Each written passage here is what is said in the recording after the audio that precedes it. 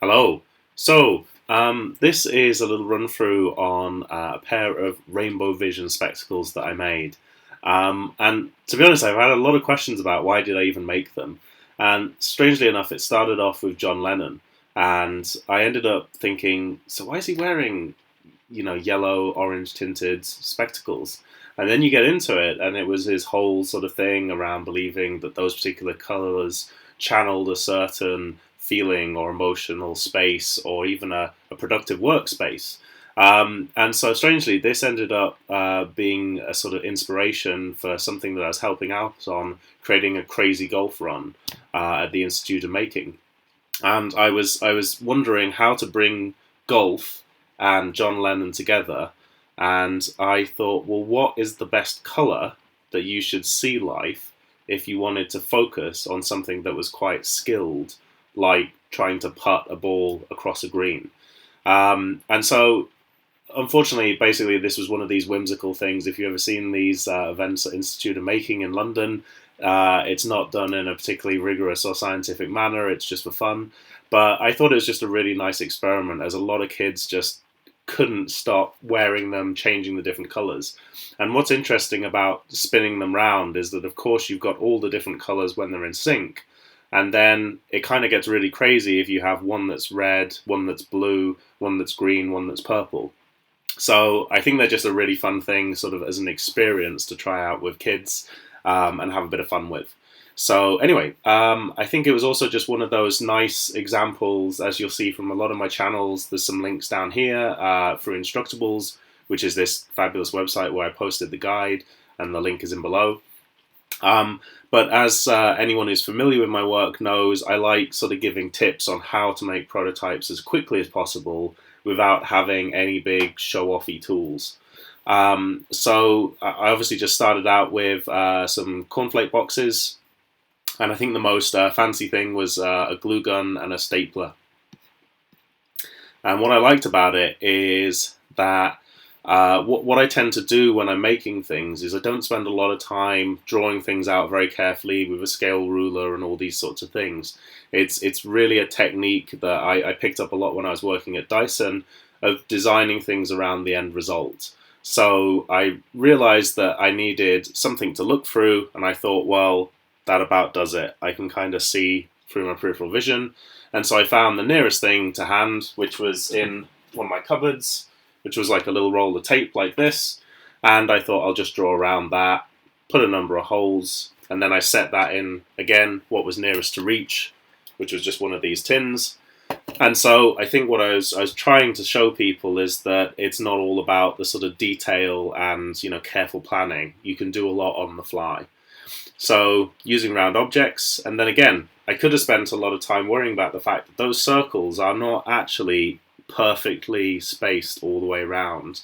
But all you need to do is just flip one, and then all the inaccuracies translate onto the other one, so it really isn't a problem.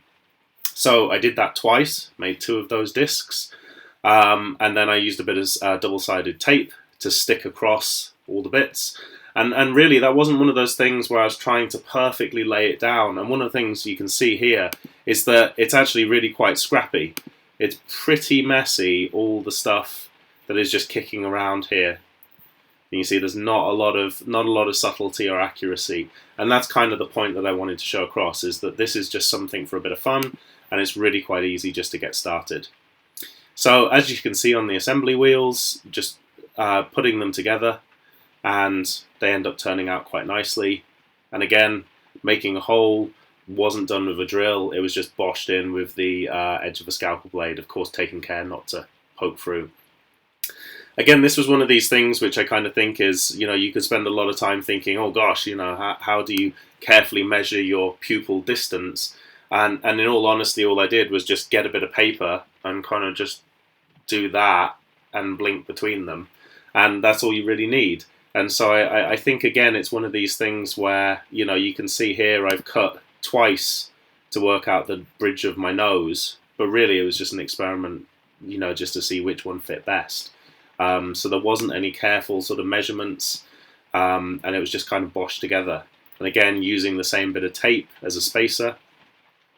I then basically worked out where the edge was, giving a little bit of space, and used that. And one of the things that I think is a nice little design tip, and it was something that again I picked up from a lot of very experienced engineers at Dyson, was this thing of not trying to sort of use too many different radii or lengths. You would pretty much get quite a sort of considerable telling off if your engineering drawing had a bunch of weird measurements that were like 30.126 millimeters. It would just be like, well, what's the 126 about? Why didn't you just round it to the 30? And I kind of think there's a similar thing with radii, of that an object often looks a lot more coherent if you have a limited number of radius or radii throughout the whole thing. And so, even though this is a very trivial throwaway thing, I kind of was making the point that I was creating a line tangential to exactly the same radius as the eyes. And I just think that's something to bear in mind. If it wasn't for the fact that the nose bridge is, should we say, ergonomic to fit me, then I would have also continued that same arc as well. So I just think it's a nice design tip, and dare I say, I hope it sort of demystifies some of the things as to why certain products look a little bit more coherent. Apple, certainly, if you look at it, there's not too many radii going on. And then other things can look a little bit messy, and when you look at it, it's things like that which throw the design. So yeah, just a little bit of finishing, putting little finishing touches so things didn't get in the way. And then, obviously, if you're making this for yourself, your head isn't going to change shape too much. I'm sure there's some jokes about that. But nonetheless, it was one of those things where we were doing this at an event to engage all manner of kids, big and small, and certainly a few adults tried this out, so I actually put Velcro on it so it could be adjustable. But again, these are just nice tricks to make something accessible to a lot of people. And that was it. It was all done. So I hope this is useful. And again, I thought it was just one of those nice projects that show you how you can work very, very quickly using only a humble stapler, a glue gun and a craft knife, and you can make something quite fun and unusual. So I hope that's useful, and check out the other work below. Bye!